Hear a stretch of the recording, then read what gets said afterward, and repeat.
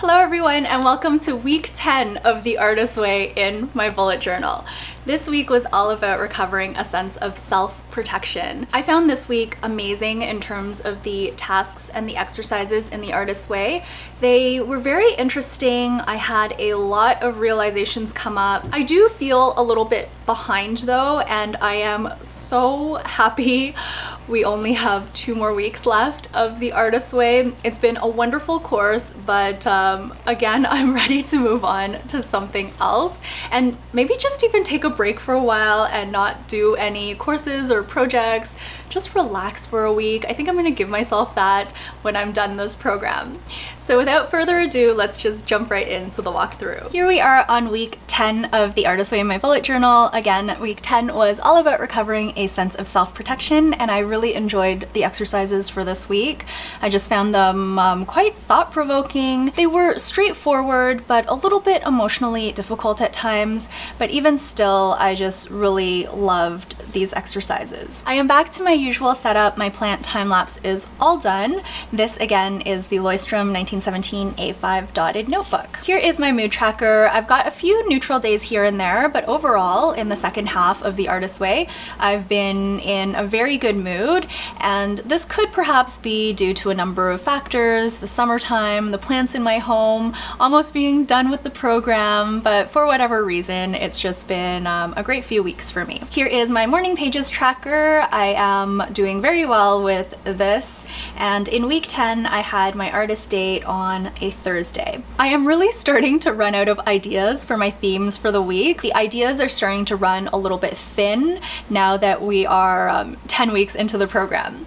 In week 10, I decided to do a bubble theme. I went very minimalist with the title page and the quote page this week. I was gonna draw a few more bubbles here to decorate these pages, but I spent a lot of time coloring bubbles this week. You'll see why as I continue to flip through, so I wasn't about to continue to draw bubbles and have to color them in, but maybe one day I'll add a bit to these pages, and if I do, you will see that in my final flip through. Here's how I laid out the key concepts and the tasks. I really love the way this theme turned out despite how time consuming it was. The key concepts this week really spoke to me.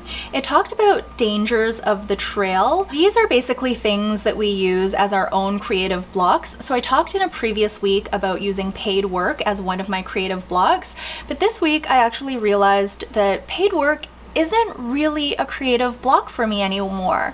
I'm very good at navigating my way around paid work now and just creating that balance between paid work and my own personal projects. This week was very eye-opening for me in that sense, but we'll talk a little bit more about the blocks that creatives use in order to stop that flow of creativity, because as we learned in a previous week, it is quite scary and we're sometimes afraid of that potential for creative energy and for success and happiness. This week, the key concepts also involved competition, periods of drought, and fame. So these are quite, I think, intuitive in nature. The concept of competition makes the point that you should really focus on yourself, and comparing yourself to others and competing with others is a way to block yourself, a way to stop yourself from being authentic to your own vision and your own creative spirit. Fame is a similar concept in that it almost stops your authenticity because you might be looking for ways to achieve more popularity or more quote-unquote success in that way. So these are things to be aware of in our creative journeys. Drought is a little bit different. It talks about dry spells where you're just not feeling motivated to create, nothing seems to be flowing, and Julia Cameron, the author of The Artist's Way, urges us to continue with our morning pages, and eventually some sort of insight will bubble up. Something is going to come out of those pages to motivate us in a certain direction. And I've definitely found this to be the case in the 8 or 9 months that I've been doing morning pages every day. Here are the tasks for the week. I've laid out the tasks in these little bubbles, which is very different from the way I've done tasks in the past, and I really love the way this turned out. I ended up coloring in each bubble as I completed the task, so you can see that I've completed all of the tasks for the week. I just found this week very, I wouldn't quite say enjoyable, but I found all of the tasks useful and relatively easy to do. This activity is called the Workaholism Quiz, and it was embedded in the chapter. So I went ahead and I pulled out all of the questions. It's a multiple choice quiz with often, seldom, and never, but the prompts are a bit different. So you can't really look at how much I said often and be like, okay, I'm a workaholic. The prompts kind of change in terms of whether often is an indicator of workaholism. So you really have to kind of use your own judgment, your own intuition on whether or not you're a workaholic. So for example, number 1 is I work outside of office hours, and I put in seldom here. If you filled in often, maybe that's a sign that you're a workaholic. But here, number 18, for example, is the prompt, I allow myself downtime to do nothing, which is often for me. And that's clearly not a sign of workaholism because I'm allowing myself downtime. So there isn't really a flow as to the statements and whether or not often is an indication of workaholism. I knew before the quiz that I am not a workaholic. I really have never been a workaholic, and the quiz definitely reaffirmed that for me. It's funny because there almost seems to be a contradiction there, because I've talked in the past about how I use paid work as a creative block and how I'm financially focused and I'm focused on money making activities, but I don't actually equate making money to being a workaholic, because in the past I have focused on money making activities, but I don't work a lot of overtime and I don't let work eat into my evenings and my weekends. I've always had strong boundaries on that.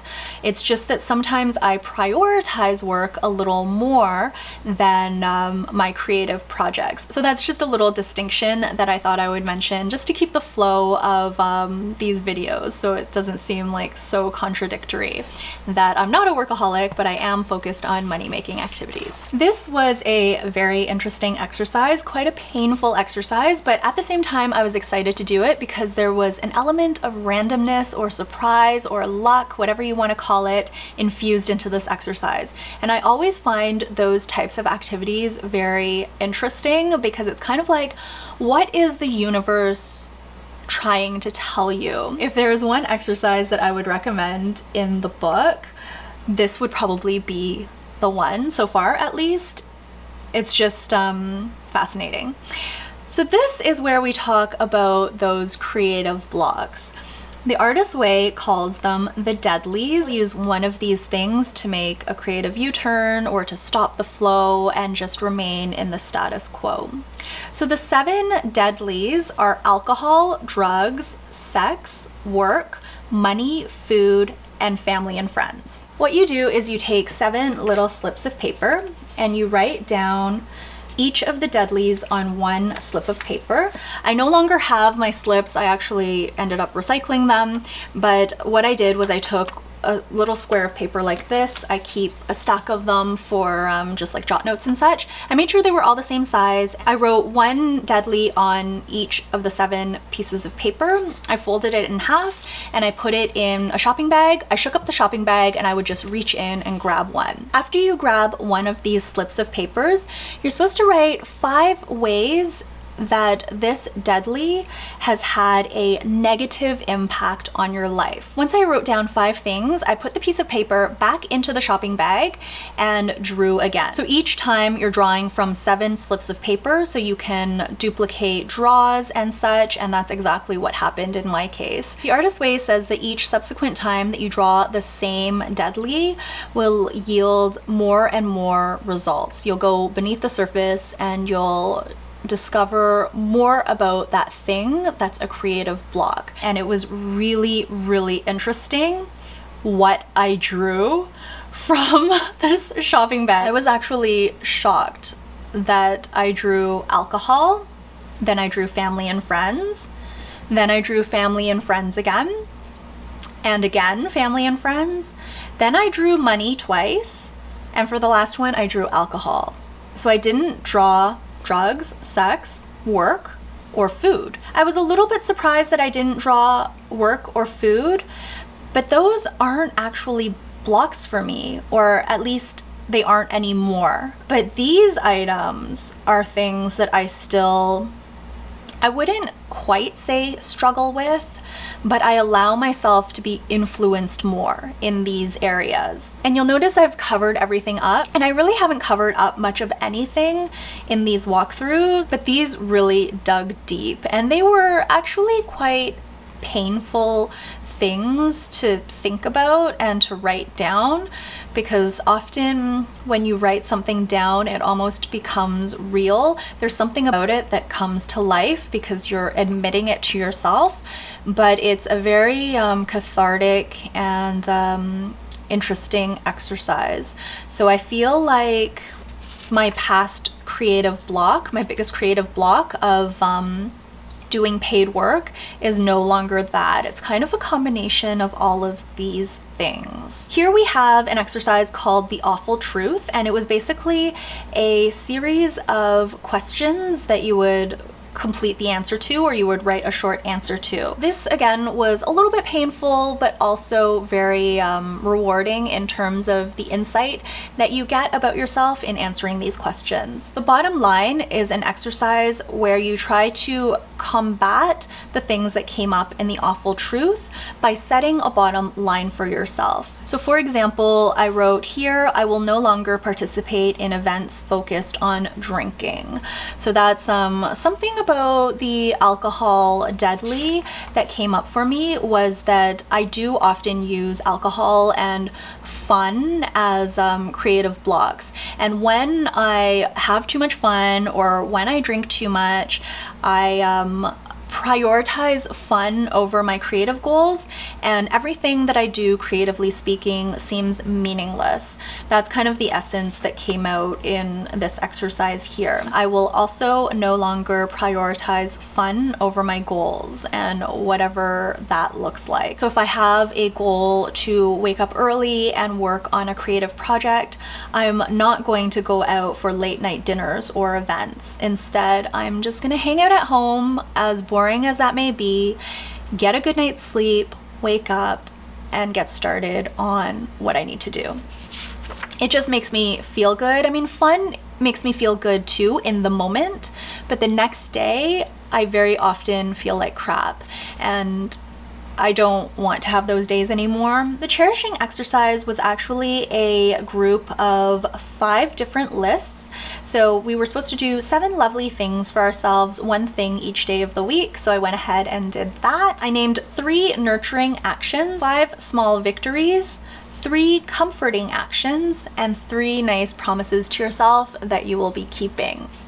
So this was a really fun exercise. You guys know I love lists, and just creating small lists like this is something that feels really good to me. So I enjoyed this exercise a lot, and it had a positive slant, which was different from the other more kind of like emotionally draining, mentally draining exercises. So this was an easy one for me, and I really enjoyed it. Touchstones is an exercise where you identify things that essentially make you feel good.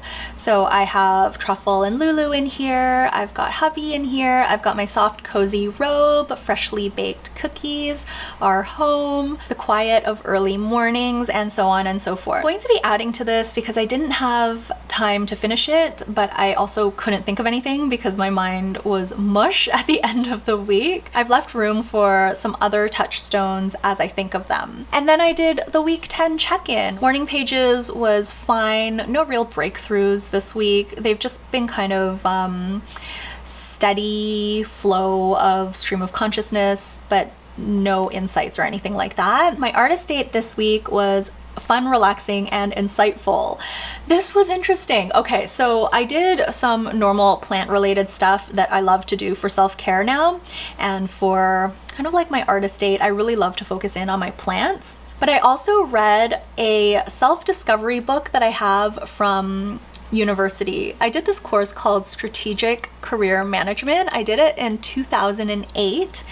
And I was very surprised by the content in that book because it's very similar to the things that I feel about myself today. I could have very well taken that course today and come up with the same themes that I talked about over 10 years ago, over a decade ago.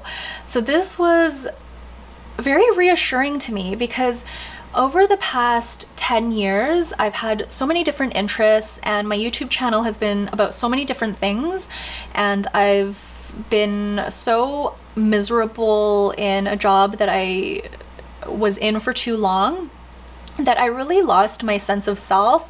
I felt like I didn't know who I was anymore, and I just felt really lost.